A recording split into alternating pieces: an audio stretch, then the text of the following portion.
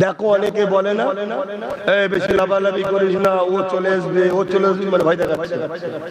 এই ভয় খেতে খেতে খেতে খেতে আমার জাতি এত ভীতু হয়ে গেছে, এত ভীতু হয়ে গেছে, বাপকে যদি সমাজের চোখের সামনে পাড়ার একটা ফুটো মস্তান যদি বাপকেও মারে, ছেলে চুপ করতে হচ্ছে।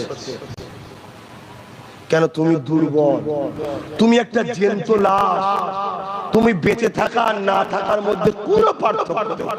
তোমার মধ্যে যদি ঈমানের সেই পাওয়ার থাকতো, তোমার বাপের গায়ে যখন হাত তুলেছে তুমি আল্লাহু আকবার বলে ঝাঁপিয়ে পড়তে।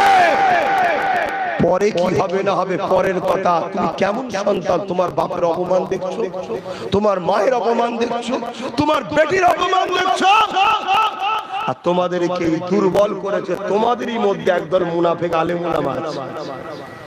তোমাদেরকে সালাউদ্দিন আইবি চিনাই নে, খালেদ বিন ওলীদ চিনাই নে, কথা শোনাই নে, তোমাদেরকে ওমর ফারুকের কথা শোনাই নে। শুনছো তো নাকি? শুধু বলছে মহব্বত। কি করা যাবে, কি করা যাবে, এই কথা।